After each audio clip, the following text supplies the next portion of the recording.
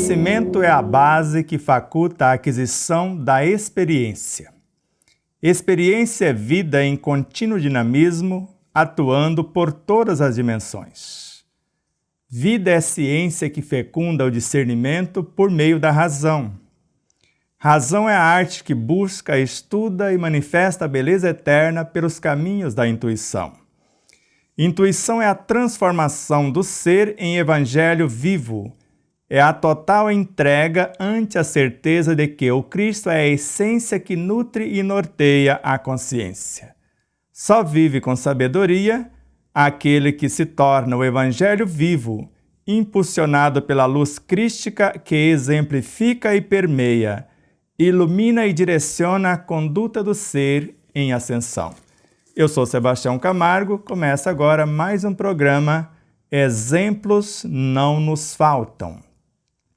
Nós estudamos algumas frações diminutas do ensino universal dos Espíritos. A partir desse programa, eu gostaria de fazer caminhos dentro das obras deixadas como heranças pelo nobre Hippolyte Léon Denis Rivail, pseudônimo Allan Kardec. Na realidade, Allan Kardec vivera 260 anos, mais ou menos, antes de Jesus, como um druida. Segundo Carlos Bacelli, em sua obra, mais tarde ele encarna outra vez. Para ele, reencarna como João, o evangelista. Mais tarde ainda, ele retorna ao cenário como Francisco de Assis. Mais tarde, Jan Hus. Só então, Hippolyte Léon Denis Rivail. E para Carlos Bacelli, ainda retorna como Francisco Cândido Xavier. Para outros, como Nelson Moraes, retornara também, que ele sugere, como Einstein ou Albert Einstein. Para outros, como Pietro Ubaldi. Eu sei, como está no filme O Pequeno Buda, que é possível uma consciência animar três corpos, ou três personalidades simultâneas. Ou seja, um único espírito, conforme nós colocamos em nosso livro, no capítulo 5, O Despertar da Consciência do Átomo ao Anjo. Um único espírito, dependendo da sua hierarquia, ele pode animar vários corpos. Ou, ao mesmo tempo, vários espíritos se unirem para animar um só corpo. No caso do Cristo, governador supremo do planeta Terra, ele está encarnado em cada um de nós. Ele é a consciência que ilumina e direciona as nossas consciências. Então, essa consciência máter nutre e norteia as nossas consciências. Nele existimos. Somos expressões desse Cristo, cujo Jesus que conhecemos não é o Cristo, veio do. Isso mesmo, não se assuste. Isso é um dos maiores teólogos que eu conheço em toda a teologia que já estudamos, chamado Carlos Torres Pastorino, na obra Sabedoria do Evangelho. Tem 8 volumes. Lamentavelmente, não achamos em livros para comprar, mas achamos gratuitamente o PDF na internet. Então, lá ele narra que Cristo é o governador supremo do planeta Terra. Jesus é uma fração desse Cristo, como se fosse um médium entre ele e a nossa realidade. Porque ele veio dizer a nós, quando incorpora, quando esse Cristo por meio dele se expressa, dizer mais ou menos estas máximas. Eu sou a luz do mundo. Eu sou a porta das ovelhas. Quem me vê, vê o Pai. Sigam-me vós, e assim sucessivamente. Como bem também definiu Paulo de Tarso, siga-me vós, porque eu já sou igual a ele, sede vós iguais a mim. Já não sou mais eu quem vive, é o Cristo que vive em mim. De modo que, sabendo dessas realidades, E, na questão 625 da obra O Livro dos Espíritos, ele é o nosso modelo, o nosso guia, o nosso Senhor Jesus Cristo. E ele disse que não veio destruir a lei, mas dar-lhe cumprimento. Assim vos dizia aos antigos, olho por olho, dente por dente. Eu, porém, vos digo. E assim sucessivamente. Então agora, esse missionário do Cristo, um dos mais lúcidos discípulos de Jesus, como bem definiu Allan Kardec, ou melhor, como bem definiu Emmanuel na obra Caminho da Luz, falando de Allan Kardec. E ao mesmo tempo, para colocar um pouco de lenha mais nessa fogueira, você percebe que dentro do nome de Hippolyte Léon Denis Sard Rivail. Percebeu? Por que o nome de Léon Denis está dentro do nome de Hippolyte Léon Denis Sard Rivail? E Léon Denis vivera com Jan Hus, com o nome de Jerônimo de Praga. Está sentado, respira fundo agora. E aí volta como Léon Denis, que conheceu o seu mestre com 18 anos de idade, conheceu o Livro dos Espíritos e, consequentemente, o próprio Kardec. Só que a diferença é, se é a reencarnação de Jerônimo de Praga, Léon Denis, então Jerônimo de Praga não existe mais, como nós falamos em programas anteriores. Só que Jerônimo de Praga foi o mentor de Léon Denis durante 50 anos. Então eu posso viver uma experiência como uma árvore e quando me tornar árvore, espírito consciente, como foi Léon Denis, que para não negar o Cristo e nem a mensagem de Jan Hus, como Jerônimo de Praga, Jan Hus, para não negar o Cristo, foi queimado vivo. Léon Denis, para não negar ambos, foi queimado também, mas como Jerônimo de Praga. E agora volta uma fração do Jerônimo de Praga, que é o que nós conhecemos como Léon Denis. Por isso que eu falo tranquilamente, Allan Kardec pode ter encarnado como Albert Einstein e deu continuidade, se analisarmos a obra de Einstein, é a continuidade da obra de Kardec. Tranquilamente pode ter encarnado como Pietro Baldi, a quarta revelação, acrescenta mais um ponto neste conto, a obra de Pietro Baldi. E, ao mesmo tempo, alguém para dar continuidade ao que Kardec havia preparado e escreveu mais de 500 obras, que é o caso de Chico Xavier, para divulgar o ensino universal dos Espíritos. O que menos importa é se você acredita nisso. Eu tenho certeza que essas três personagens são frações da consciência Hippolyte Léon Denis Sard Rivail. Não de Allan Kardec, porque Hippolyte é uma fração de Jan Hus, que é uma fração de Francisco de Assis, que é uma fração de João Evangelista, que é uma fração de Allan Kardec. E Allan Kardec é esse gigante que abraça todos esses personagens e um tanto mais, e por isso realiza esta obra imensurável. A ponto de, num dos congressos espíritas brasileiros, no qual Kardec foi convidado a presidir, está muito claro na mensagem de um dos luminares, que me parece Bezerra de Menezes. Ele retorna ao orbe terrestre para não mais sair daqui enquanto não concretizar o mundo de regeneração. Então, alguém que retornou ao orbe terrestre, no mínimo, é um extraterreno. Então, esse espírito vem de muito longe por amor ao Cristo, por amor a nós. Então agora, se eu tenho quase a idade do universo como espírito, e na obra O Livro dos Espíritos, na questão 455, como eu disse, quando eu afasto a minha alma do meu corpo, eu olho para um lado, vejo o meu espírito. E o mais interessante é que nessa questão, e em outras obras de Kardec, quando esta alma afasta do corpo, ela adquire a emancipação do corpo. O corpo perde a sua influência sobre ela. E, ao mesmo tempo, quando ela aproxima do espírito, da sua consciência, do seu todo, ela enxerga o interior dos músculos, o interior de suas células. Imagine a cena. Pensa que é só Superman que tem óleo de raio-x? Não.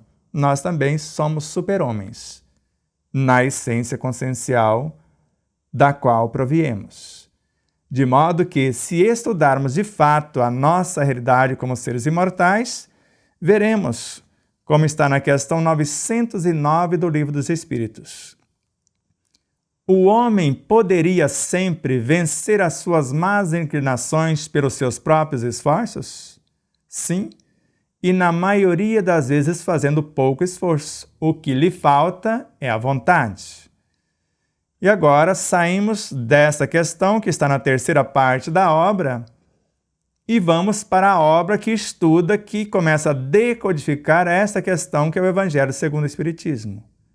Se todos os encarnados estivessem cientes da força que trazem em si mesmos e colocassem a sua vontade a serviço dessa força, seriam capazes de realizar verdadeiros prodígios. Então, outra vez falou da vontade, mas em ambas as obras não explicou o que é a vontade.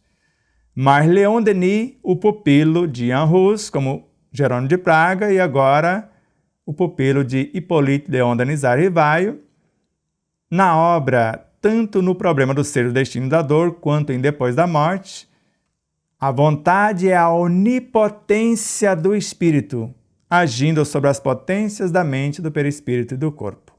Isso se lê nos originais. Mas o fundo é esse, o que está nessa obra. Podemos dizer que é a essência da individualidade, atuando sobre as potências da mente, do perispírito e do corpo. Com a vontade, segundo o autor, podemos vencer qualquer situação, inclusive a morte. Para Joana de Ângeles, a vontade está a serviço da consciência profunda. É o Cristo em nós, o eu superior. Então ela faz o intermediário entre a mente, da qual ela é a gerente, segundo Emmanuel, e está a serviço da consciência profunda. Na sua imensa complexidade, o espírito, a individualidade, expressa-se através do eu superior, que é a vontade, que é o Cristo em nós. E enquanto a vontade não abraçar a mente, Miramês, horizontes da mente, e transformar-se em pensamentos, em ideias, em ação, nada haverá. Porque nós sabemos que é a vontade que gesta os pensamentos, assim como a oração. E a oração, de alguma forma, nasce das fontes da minha alma, mas vai incorporar-se a minha vontade nesta vontade que é o Cristo em mim. E juntos vamos à consciência e voltamos de lá para cá, iluminando-nos de dentro para fora sobre as frequências da intuição. E quando chegamos na mente, o resultado ou a resultante é a nossa capacidade criativa, que nós chamamos de pensamento. De modo que, se nesta questão 909 dá esse roteiro, e o que nos causa o sofrimento são essas más inclinações, que segundo a Revista Espírita de dezembro de 1862, pior do que os maus espíritos são as nossas más inclinações. São elas que os atraem. Então, se eu quiser curar-me das más inclinações, a minha vontade. O homem poderia sempre vencer as suas más inclinações pelos seus próprios esforços? Sim. E é o que vemos no Evangelho segundo o Espiritismo. O homem só permanece vicioso porque assim o quer. De outra maneira, a lei do progresso não existiria para o homem. E temos um roteiro para fazermos isso, que é a questão 918, que fala do verdadeiro homem de bem. No primeiro parágrafo, com um adendo a mais no Evangelho segundo o Espiritismo, na lição também chamada do homem de bem, lá apenas como a nota de rodapé da questão 918. No Evangelho segundo o Espiritismo, o homem de bem. O verdadeiro homem de bem é aquele que pratica, não o que conhece. É aquele que pratica a lei de justiça, de amor e caridade na sua maior pureza, que por sinal é a 10ª lei moral da terceira parte do Livro dos Espíritos, as quais o Evangelho segundo o Espiritismo estuda. E essa 10ª lei de Moraes foi uma sugestão de Allan Kardec, segundo Joana de Anjos, na obra No Rumo da Felicidade. Foi ele que sugeriu essa 10ª lei para sintetizar a lei de adoração, de trabalho, de reprodução, de conservação, de destruição, de sociedade, de progresso, de igualdade, de liberdade. Justiça, amor e caridade, na sua maior pureza. Ele interroga a sua consciência. Como que eu posso interrogar a consciência se eu não sei o que é? Agora já temos a noção do que é. E sabemos também esta lei. Para ver se não violou essa lei, se não fez o mal. Para não fazer o mal, é fácil. Mas não basta não fazer o mal. E se fez todo o bem que podia. Se não negligenciou voluntariamente nenhuma ocasião de ser útil. Essa negligência é o que está no Evangelho segundo o Espiritismo. Se não negligenciou voluntariamente nenhuma ocasião de ser útil, tem no Evangelho segundo o Espiritismo, no mesmo parágrafo, mas não tem no Livro dos Espíritos. Aqui tem um adendo a mais. Se ninguém tem o que queixar-se dele, se fez a outrem tudo o que gostaria que ele fizesse. Se cumprirmos essa pauta, não erraremos o caminho. Não tem como não dar certo. E na questão 919, há um meio prático, como se não tivesse falado na questão 909, 918. Para se melhorar nesta vida e resistir aos arrastamentos do mal. Então, se não entendeu a 909, não entendeu a 918, então conhece-te a ti mesmo. Mas como se ele falasse, como fazer isso? Aí Santo Agostinho fala, faça como eu fiz, questão 919a. Durante a minha vida, todas as noites eu passava em revista a minha consciência. Então eu via o que eu fiz durante o dia, o que não consegui, o que comecei, o que aperfeiçoei, o que eu não consegui, para que no outro dia eu desse continuidade. E aquilo que eu reprovasse no outro, não tinha como reprovar em mim, porque eu estava fazendo um exame de consciência. Se o outro faz, está errado. Se eu faço, está certo. Não tem 2 pesos, 2 medidas. Por isso, que o estudo dessa doutrina que ilumina as consciências com saber, para que essas consciências se libertem pelo reto viver. E nós vamos enxergando nas demais obras coisas formidáveis, como no Livro dos Médiuns, na sequência da questão também falando de vontade, se eu usar a vontade convenientemente, eu posso criar átomos, transformá-los em alimentos e em medicamentos. Ou seja, eu posso processar a autocura. Agora eu sei criar os átomos, transformá-los em alimentos ou em medicamentos, pelo uso conveniente da minha vontade. Mas no Evangelho segundo o Espiritismo, ainda na pauta, essa vontade dirigida para o bem. Eu vou arrepanhar uma porção de fluidos, qualificá-los e realizar verdadeiros prodígios. Que na obra O Céu e o Inferno, a oração, porque isso que nós estamos fazendo é uma oração, é uma magnetização, por meio da qual eu posso interagir perispiritualmente com o ser que sofre, porque ele estava falando dos desencarnados, desagregar a energia que o perturba, como se repatriasse esse energismo para outro cenário na natureza, e agora o fulano já está desencarnado, o espírito. E ele fala, evoque o espírito do indivíduo. Como que eu posso evocar se eu acredito que ele reencarnou e não encarnou uma fração? Então, se eu sei que é uma fração, ali desencarnado está uma fração que acabou de desencarnar. Eu evoco o seu eu, o seu todo, e com palavras bem conduzidas, amorosas, eu vou levar a fração ao arrependimento e, com certeza, a partir dali, ela seguir a sua própria consciência.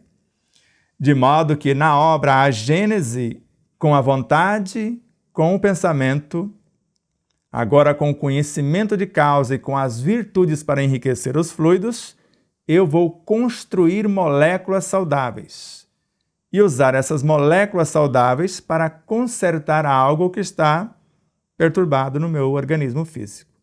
Então não é tão difícil.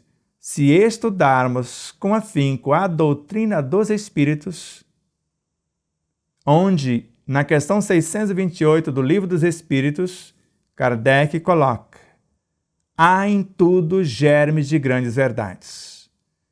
Na questão 222 dessa obra, eu não me canso de esforçar para provar que essa doutrina existe desde a mais alta antiguidade. No item 6 da conclusão dessa mesma obra, não é obra de um homem, existe desde a criação. E na questão 145 da mesma obra, a doutrina dos Espíritos é eterna. Então, Buda já falava da doutrina dos Espíritos. Confúcio, Lao Tse, Hermes Trismegistus, Zoroastro, todos esses luminares. Porque se existe desde a criação, todos esses luminares nos deram conhecer germes dessa grande verdade. E agora, Allan Kardec procurou, como ele próprio narra na Revista Espírita, parece que foi reservado à nossa época juntar fragmentos que estavam esparsos. Porque a doutrina não existe por completa em parte alguma, mas existe em todas as partes. E no capítulo 6, sobre a regência do Espírito de verdade, que é o próprio Jesus, como está no Livro dos Médiuns, a mesma mensagem está assinada por Jesus de Nazaré. E no capítulo 6, a mesma mensagem transplantada para cá, assinada pelo Espírito de verdade, assim como o capítulo 6 inteiro. Reuni o bem esparso em toda a humanidade num feixe, que é o que chamou de Espiritismo. Venho como antigamente vim entre os filhos transviados de Israel. Pode imaginar o próprio Cristo ou, segundo Carlos Bacelli, João o Batista. Isso não invalida a pauta. De modo que ele prometeu nos enviar um outro Consolador, o Espírito da Verdade. Então nos enviou uma falange de espíritos para falar em seu nome, cujo espírito líder, a consciência da falange, o próprio Jesus. De modo que se estivermos disponíveis ou dispostos a estudar a partir da obra de Allan Kardec, depois Leon Denis como apóstolo do Espiritismo, Gabriel Delany, Alexandre Aksakoff, Hebe Sajan, Ernesto Bozano, Camille Flammarion e vários outros como Gustave Gelei, de sua época, e até chegar aos dias atuais com Emmanuel, Joana de Anjos, André Luiz e tantos outros, vamos compreendendo que a cada segundo chegam novas informações. É uma doutrina viva, no dizer de Leon Denis. Ela progride por evolução, conforme está em O Problema do Ser, o Destino e da Dor. Ou na própria Gênese, no capítulo 5, no capítulo 1, no item 55. O Espiritismo caminha com o progresso e jamais será ultrapassado. Ele assimilará sempre todas as doutrinas saídas do domínio da utopia transformada em verdades práticas. Se assim não fizer, ele se suicidará, cessando de ser o que é uma doutrina que progride por evolução. Se a ciência lhe demonstrar que ele está equivocado em um ponto, ele modifica esse ponto. Se ela trouxer novas revelações, ele as aceitam, porque diante de fato não existem argumentos. De modo que, se você quiser estudar conosco, começar por uma síntese mais fácil, nós tentamos fazer isso nesta obra, não só as obras trazidas por Allan Kardec, mas também por Leon Denis, por a maioria desses luminares, tem mais de 200 autores nesta obra, sendo que estudamos mais de 1.700 obras para configurá-la. O site despertardaconsciência.com.br está à sua disposição. Além da nossa loja virtual, na qual você pode adquirir o livro para estudar, para o seu grupo de estudo. Lá tem os links para as nossas redes sociais, os aplicativos para o acesso à TV Web, a própria página da TV Web. Tem o WhatsApp 2 para tirar dúvidas, e-mails, telefones fixos. Você vai achar lá no nosso sítio uma infinidade de coisas. A distribuição oficial ou distribuidor oficial é a Mega Livros, site megalivros.com.br. Você pode comprar por atacado e no site também pode adquirir a varejo também. Tudo que você compra no site O Despertar da Consciência, todo o montante dos recursos vem para o projeto.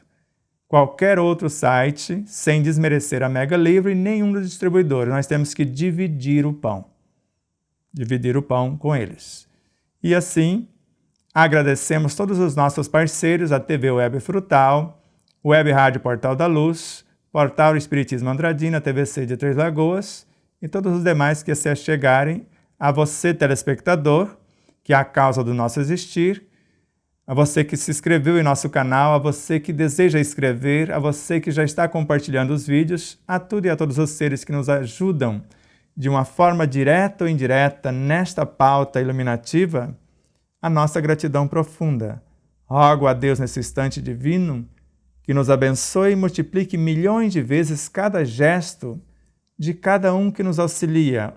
Os patrocinadores do programa, como a Alvorada Veículos em Três Lagoas, a Matsumoto Imóveis em Três Lagoas, o Hotel Del Príncipe em Marabá, a Pousada Colonial em São Luís do Maranhão, Pousada Colonial é o Hotel Del Príncipe, José Benedito é o seu agente, Márcio, Bruno e Vanderlei, Alvorada Veículos.